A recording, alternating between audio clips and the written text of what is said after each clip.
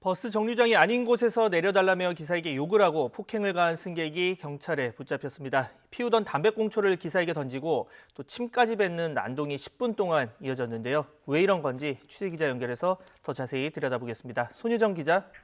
네, 사회부입니다. 네, 버스기사 폭행과 난동이 꽤 긴 시간 동안 이어진 건데 먼저 사건 개요부터 들어볼까요?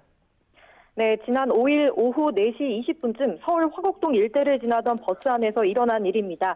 운행 중인 버스 뒷문 쪽에 서 있던 여성이 갑자기 기사 쪽으로 와 뺨을 때리면서 사건은 시작됐습니다. 기사에게 교통카드를 던지고 고함도 지르기 시작했는데요. 한번 들어보시죠.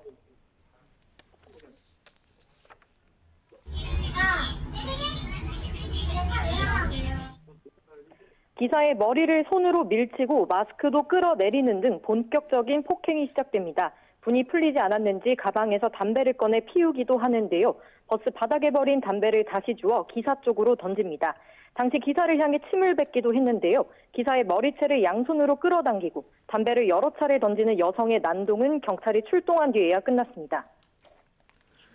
네, 지금 영상을 보니까 이 물리적 위협을 가하기도 하고 이 버스 기사님이 많이 다치시지는 않았을까 걱정도 되는데 지금 상태 어떤 상황입니까?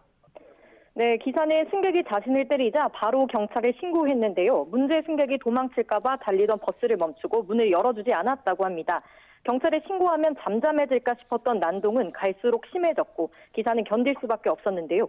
양손으로 머리를 쥐어뜯겨 그날 이후로 가벼운 뇌진탕 증상이 느껴진다고 합니다. 몸에 상처도 아프지만 정신적인 충격도 컸다고 합니다. 폭행을 당한 다음 날도 아무렇지 않게 출근해봤지만 어떤 승객이 언제 돌변할지 모른다는 공포감이 들기 시작했다는데요.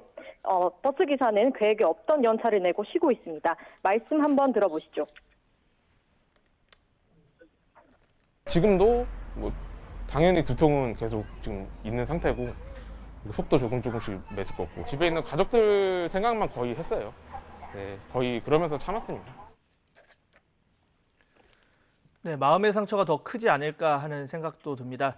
이 상황을 버스 안에서 그대로 지켜봐야 했던 승객분들 역시 피해자라고 볼 수 있을 것 같은데 다른 다치신 분은 없는 겁니까? 네, 승객들은 평소처럼 버스를 탔다가 느닷없이 난동에 휘말리게 된 건데요. 그래도 직접 폭행을 당한 승객은 없었습니다.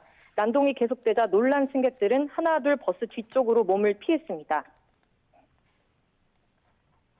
제 앞에서 막 라이터도 집어 던지고 막 이래가지고 바로 앞에서 되게 무서웠었어요. 그 버스 안에 당시에 애가 있었는데 저희가 이제 무서워서 뒤로 자리를 다 피했거든요. 승객들 역시 난동이 벌어지고 있다며 계속해서 경찰에 신고 전화를 했습니다.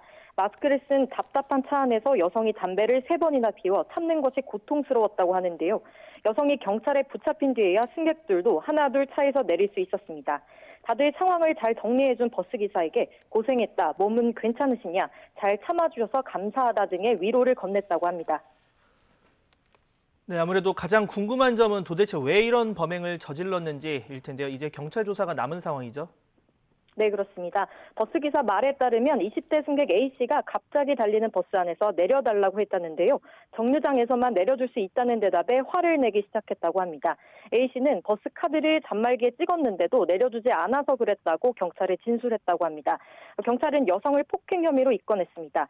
A씨가 현행범으로 체포된 당일에는 진술을 계속 거부해 우선 귀가 조치시켰는데요.